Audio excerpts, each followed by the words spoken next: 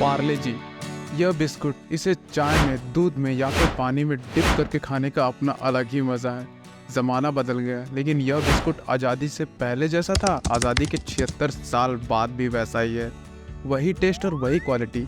हालांकि इसमें इस्तेमाल होने वाले raw material, man power, machinery और ट्रांसपोर्टेशन कॉस्ट 10 गुना तक कॉस्टली हो गई है। लेकिन पिछले 30 सालों से इसका छोटा पैक सिर्फ ₹5 का ही मिलता है। एक बार 50 पैसे बढ़ाने की कोशिश भी हुई थी।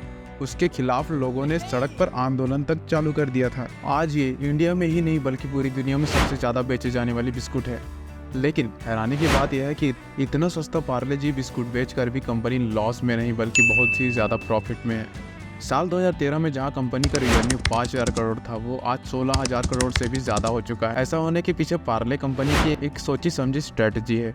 आज की वीडियो में हम पार्ले कंपनी की शुरुआत से लेकर अब तक की पूरी जर्नी के साथ उसके राज को भी जानेंगे, जिसने कंपनी को इस मुकाम पर लाकर खड़ा कर दिया। पार्ले कंपनी की कहानी की शुरुआत होती है आज़ादी से पहले, जब मार्केट में विदेशी चीज़ खूब महंगी डिमांड पर थी। बिस्किट्स और कैंडी जैसी छोटी छोटी चीज़ें भी इतनी महंगी थी, सिर्फ अंग्रेज ही उसका इस्तेमाल कर पाते थे। यह बात मुंबई के एक सिल्क व्यापारी मोहनलाल दयाल जी को हमेशा खटकती रहती थी।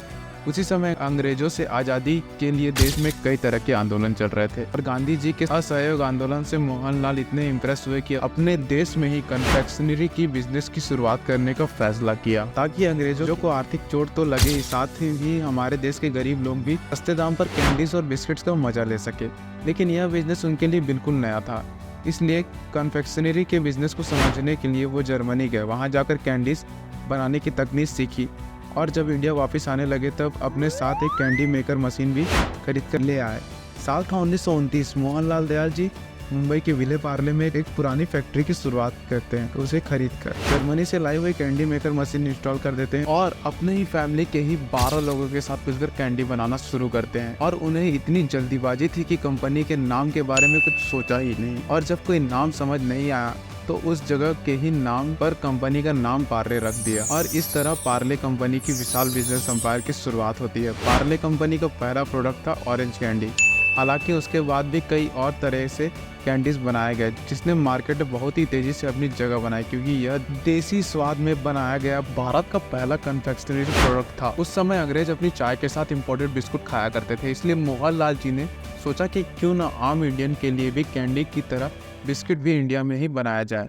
और साल 1939 में उन्हें पार्ले ग्लूको बिस्कुट बनाना शुरू कर दिया। गेहूं से बने यह बिस्कुट इतने कम दाम का था कि गरीब लोग इसे खरीद सकते थे, और इसका सिर्फ दाम ही कम नहीं था बल्कि टेस्ट में भी यह बिस्किट काफ़ी अच्छा था, इसलिए देखते ही देखते यह इंडियन मार्केट में फेमस हो गई।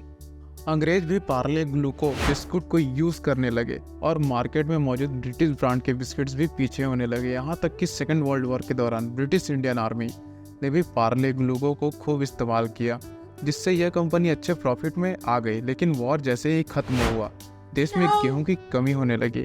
साल 1947 में अंग्रेजों की आज़ादी और उसके बाद देश का विभाजन इस क्राइसिस को और भी ज़्यादा बढ़ा दिया। पार्ले को इतना भी रॉ मटेरियल नहीं मिल रहा था कि वह प्रोडक्शन को जारी रख सके। मजबूरन कंपनी को कुछ दिनों के लिए बंद करना पड़ा।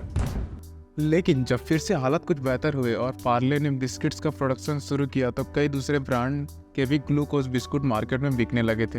हर कोई अपने बिस्कुट के नाम के पीछे ग्लूको या फिर ग्लूकोज का इस्तेमाल करने लगा था। कंज्यूमर कंफ्यूज होने लगे और पार्ले बिस्कुट की बिक्री पर भी काफ़ी बड़ा असर पड़ने लगा। लेकिन प्रॉब्लम यह थी कि ग्लूकोज एक आम शब्द होने की वजह से उसका कॉपीराइट नहीं मिल सकता था। पार्ले ने भीड़ से अलग और प्रीमियम दिखने के लिए दो बहुत बेहतरीन स्ट्रेटजीज का इस्तेमाल किया था। सबसे पहला तो उसने अपनी नॉर्मल पैकेजिंग को चेंज करके पीले वैक्स पेपर का इस्तेमाल करना शुरू किया। जहां पैकेट पर पहले गाय और ग्वाले की फोटो हुआ करती थी, उसी जगह लाल रंग के पार्ले ब्रांडिंग के साथ एक छोटी सी लड़की का तस्वीर छाप दिया। हालांकि यह तस्वीर एक काल्पनिक पिक्चर थी जिसे एवरेस्ट ब्रांड सॉल्यूशन ने तैयार किया था। और उनकी दूसरी स्ट्रेटजी की बात करें तो साल 1982 में उन्होंने पार्ले ग्लूको का नाम बदलकर पार्ले जी कर दिया, जहाँ की ग्लूकोज को रिप्रेजेंट करती थी। लेकिन आगे चलकर उस छोटी लड़की को अपना ब्रांड एम्बेसडर बनाकर और जी फॉर जीनियस के मैसेज के साथ टीवी पर जोर शोर से एडवर्टाइज करना शुरू कर दिया। और पार्ले जी रेस में इतना आगे निकल गया कि बाकी कंपनियां उसके आसपास भी नहीं मुश्किल से आती थी। दोस्तों 90s में पहली बार पार्ले जी का प्राइस 5 रुपए किया और आज 30 साल बाद भी 5 रुपए ही है। लेकिन ऐसा नहीं है कि कंपनी ने दाम बढ़ाने की कोशिश नहीं की। एक बार तो सिर्फ 50 पैसे का दाम बढ़ाने की जब कोशिश की गई तब लोग सड़क पर आंदोलन करने लगे। तो ऐसे में सवाल ये उठता है कि कोई कंपनी भला अपने प्रोडक्ट का प्राइस इतने लंबे समय तक कैसे रख सकती है। इसे समझने के लिए पार्ले की बिजनेस स्ट्रेटेजी को समझना जरूरी है। लोगों की प्रोटेस्ट ने तो ये साबित कर दिया था कि पार्ले जी अब देश बिस्कुट बन चुका है और गरीब से लेकर अमीर तक हर कोई इंसान इसको पसंद करने लगा है। बस इसी बात को कंपनी ने बनाना शुरू किया। पार्ले जी बिस्कुट को कंपनी ने ड्राइवर प्रोडक्ट बना दिया, यानी कि इसे प्रॉफिट के लिए नहीं बल्कि इसलिए बेचा जाने लगा ताकि अपनी पॉपुलैरिटी और कम कीमत की वजह से पार्ले जी हर दुकान, हर घर और हर वर्ग के लोगों के बीच नजर आ सके, जिससे कि कंपनी का ब्रांड अवेयरनेस बनी रहे। लेकिन बिना प्रॉफिट, सिर्फ अवेयरनेस से तो कंपनी नहीं चल सकती ना। इसलिए पार्ले ब्रांड के अंदर धीरे धीरे Monaco, crack jack, hide and seek जैसे हाई प्रॉफिट प्रोडक्ट को भी लॉन्च किया और इस तरह कंपनी जो प्रॉफिट पार्ले जी से नहीं कमा पा रही थी वह इन प्रोडक्ट से एडजस्ट कर लेती थी। लेकिन यह स्ट्रेटेजी ज्यादा दिन तक काम नहीं कर सकी क्योंकि कंपनी का टोटल सेल्स में पार्ले जी का कंट्रीब्यूशन 50% से भी ज्यादा का है और महंगाई की वजह से पार्ले जी बिस्कुट का प्रोडक्शन कॉस्ट काफी तेजी से बढ़ने लगा। लेकिन मुसीबत यह थी कि दाम तो बढ़ा नहीं सकते, इसलिए दाम को 5 रुपए ही फिक्स करके रखा हुआ। कंपनी ने पैकेट के साइज को छोटा करना शुरू कर दिया। 90s में जो पार्ले जी 5 रुपए में 100 ग्राम के पैकेट मिलती थी